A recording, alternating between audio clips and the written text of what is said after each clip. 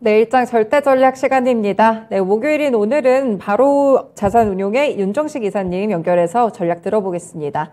전문가님 안녕하세요. 네, 안녕하세요. 네, 오늘장 하락으로 마무리 지었는데 오늘장 한마디 어떻게 주시겠어요? 네, 환율은 안정됐으나 라고 정해봤습니다. 네, 환율이 약간 오르기는 했지만 확실히 상당 부분을 건드리고 있지는 않습니다. 어떤 의미로 주신 말일까요? 네, 환율의 변동성이 사실 많이 줄어들었죠. 오늘 막판에 사실은 한 2원, 3원 정도가 좀 올라가긴 했는데, 그래도 장중에 변동성 좀 잘 지켜주고 있었고요. 그렇지만 지수가 여전히 좀 하락하는 모습들, 외국인이 상당히 좀 아쉬운 모습이죠. 14거래일 만에 순매도로 전환을 했습니다. 뭐 이런 부분들, 그러니까 시장이 안정되는 모습은 점차적으로 좀 찾아가고 있는데, 그럼에도 불구하고 이 외국인 자체의 수급은 이 매도로 전환을 했다는 점이 조금 아쉬운 부분이 있고요. 그리고 종목별로도 하락한 종목이 좀 많은 부분들. 그러니까 이 국내 시장 사실은 오늘 상승에 대한 기대감도 충분히 가질 수 있을 법한 그런 시장이 왔음에도 불구하고 아직까지는 조금 더 시장은 확인을 하고 싶어하고 조금 더 안정되고 싶어하는 그런 모습이 오늘 시장에서는 좀 나타났다라고 보시면 되겠습니다. 네, 시장이 전반적으로 봤을 때 그동안 많이 위협했던 환율이라든지 여러 부분들이 좀 안정은 되고 있는데 왜 올라가지 못할까 이런 아쉬움이 좀 있는데 그렇다면 오늘장 보신 체크 포인트 어떻게 될까요? 네, 뭐 좀 전에 말씀드렸지만 외국인과 기관이 양매도세를 보여줬습니다. 근데 특징적인 부분을 좀 살펴본다라면은 장 막판으로 갈수록 사실 외국인이 거의 3천억 가까이 2,800억 좀 넘게까지 매도가 늘어났다가 장 막판에 외국인 상당히 좀 많이 샀죠. 뭐 LG 에너지 솔루션 좀 많이 산 것 같은데 하여튼 마이너스 45억 거의 이 순 매도 금액을 거의 다 지금 조금 더 줄어들었죠. 지금 마이너스 24억으로 마감을 했는데 거의 다 만회를 하고 끝나는 모습을 보여줬습니다. 근데 또 마지막에 기관은 매도 금액을 마지막까지 좀 키워가면서 4천억이 좀 넘는 그런 모습을 좀 보여줬거든요. 수급이 좀 갈리는 모습들. 그러니까 외국인은 장 초반에는 외국인과 기관 모두 매도 금액이 늘어나다가 외국인은 한 12시 정도를 기점으로 해서 매도 금액을 줄이기 시작했고 장 막판에 확 줄였고요. 기관은 계속적으로 매도 금액이 늘어나다가 종가에 매도 금액을 한 1,000억 이상 한 번에 좀 늘려가면서 종가에 좀 매도를 하는 그런 모습들이 좀 나타나는 특징적인 모습이 있었고요.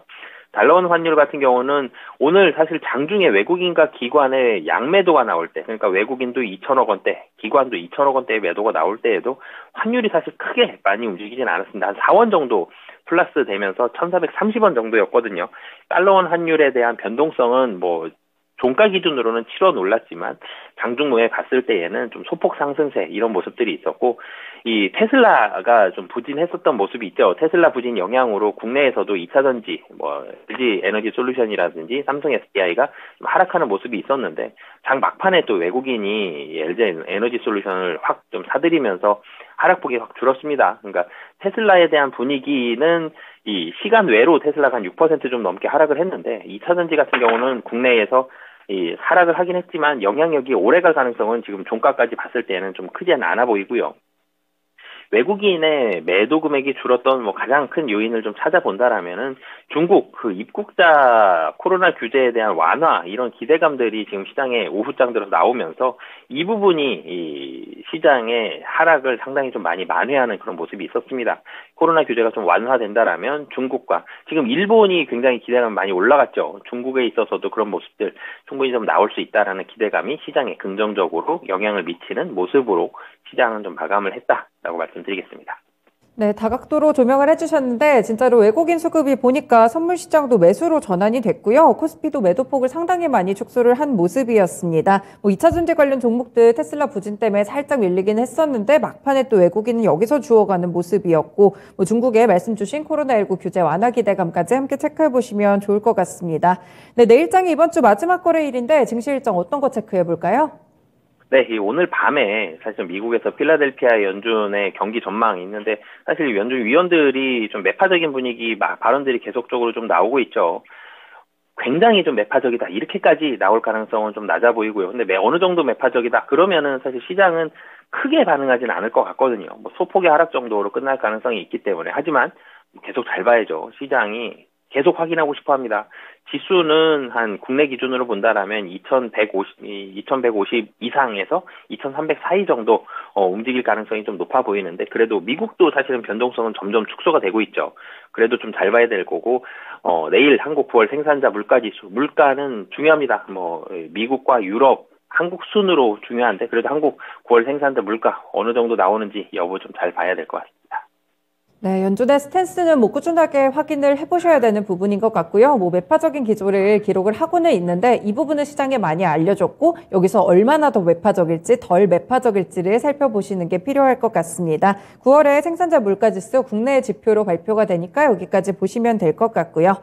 네, 그렇다면 내일장 절대 전략도 짜주시죠.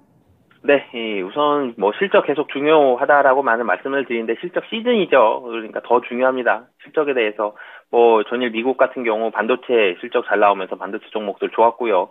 테슬라가 실적이 시장 기대치보다 좀 낮게 나오면서 시간 외로 좀 하락했죠. 그러니까 장 열리면 좀 하락하겠죠. 이런 실적에 대해서도 종목들이 상당히 예민하고 급격하게 좀 주가 변동폭이 크게 반응을 많이 합니다. 그렇기 때문에 이 미국에서의 실적 발표, 실적 잘 나오는 종목들 위주로 좀 철저하게 좀 슬림화 시켜서 접근을 하시고요. 국내에서도 미국에서 관련된 섹터들, 그러니까 반도체에서 국내로 반도체 오고, 미국에서 전기차, 그럼 국내 2차 전지로 오고, 이렇게 연관되는 종목들, 호실적 섹터와 종목들 위주로 접근을 하시면 좋을 것 같습니다. 네, 호실적 섹터들을 보자 이렇게 말씀을 주셨는데 확실히 미국에서 테슬라 실적에 따른 2차 전지라든지 로블록스가 움직였을 때 게임주라든지 이렇게 실적 연동성이 좋습니다. 미국 증시에서는 이런 실적 발표 기업들 위주로 좀 살펴보면 좋을 것 같고, 네, 국내에서 보니까 마감가에도 반도체 관련해서 삼성전자도 또 매수가 들어왔더라고요. 반도체 관련 종목들에 대한 전략은 어떻게 보시나요? 네, 반도체 관련해서는 사실 오늘 하이닉스가 조금 더 크게 하락을 했죠. 근데 삼성전자도 그렇고요. SK 하이닉스도 그렇고 결과적으로는 지금 자리 상당히 바닥에 가까운 자리다라고 보여집니다.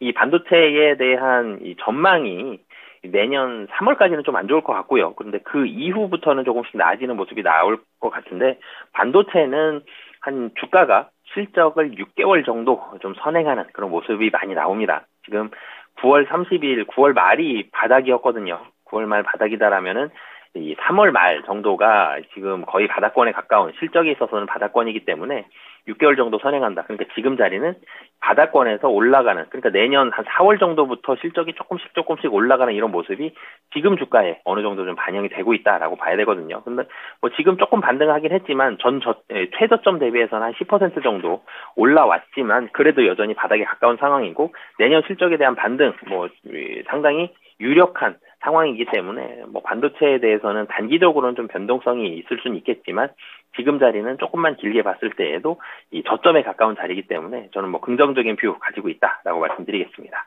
네, 가격적인 매력도를 좀 높게 보시고 있는 것 같은데, 또 한 가지 좀 궁금한 부분이 오늘 원전 관련 종목들의 퍼포먼스가 좋았잖아요. 이렇게 낙폭이 좀 과다했던 종목들 위주로 한 번씩 급등이 나오고 있는데, 이런 종목들은 이제 더 들고 가보는 게 좋을까요? 아니면 이제는 정리해보고 이렇게 조금이라도 보수적으로 전략을 가져가는 게 좋을까요?